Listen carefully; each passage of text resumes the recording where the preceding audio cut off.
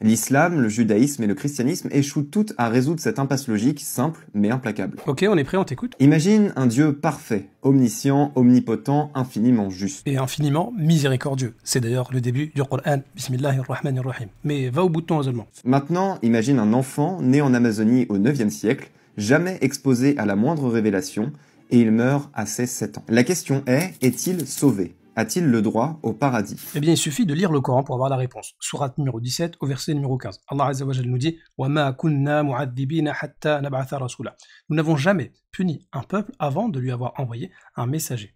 Donc, autrement dit, islamiquement, tout est clair. Personne ne sera puni sans avoir été au préalable averti. Nous lisons aussi également dans la sourate numéro 67, sourate al-Mulk, toutes les fois qu'un groupe y est jeté en enfer, ses gardiens lui demandent « Quoi? Ne vous est-il pas venu d'avertisseur ?»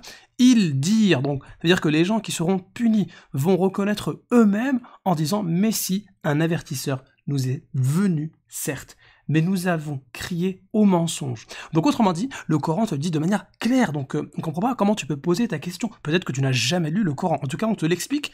Islamiquement, personne n'est puni avant d'avoir reconnu, c'est-à-dire qu'avant d'entrer en enfer, les gens vont admettre et reconnaître « Oui, nous avons été avertis ». Également la sourate numéro 50 où Allah Azza wa Jalla nous dit « وَمَا أَنَا بِظَلَّامٍ لِلْعَبِيدِ » Je n'opprime nullement les serviteurs. Autrement dit, Allah Azza wa Jalla n'est injuste envers aucune créature. Ça veut donc dire que toute personne recevra un avertisseur. Soit c'est fait ici-bas, ou soit elle rentre dans la catégorie des gens qui n'ont pas été avertis, et donc elle recevra un test, une épreuve, le jour du jugement dernier, comme c'est rapporté dans un hadith authentique. 4 personnes protesteront au jour de la résurrection, un homme sourd qui n'entend rien, un fou, un vieillard finissant, et un homme qui est mort dans une période de rupture du message divin. Et ils vont dire, le message de l'islam ne nous est pas parvenu. Et c'est là que Allah Azza wa Jal leur enverra une épreuve. Donc alhamdulillah, en islam, on a des textes clairs, on n'a pas besoin de philosopher, les textes sont là. Et en plus, lui-même va admettre cette possibilité-là. On pourrait parler d'un test adapté à chacun ou d'un rattrapage post-mortem. Mais alors, les textes, les prophètes, les lois religieuses perdent toute nécessité. Absolument pas, puisque l'exception que tu nous cites de l'Amazonie, c'est traité par qui? Par l'islam, par les textes religieux eux-mêmes qui te parlent d'un cas semblable. Donc c'est une nécessité pour toi d'essayer de comprendre. J'ai rien compris. Islamiquement, le jugement d'une personne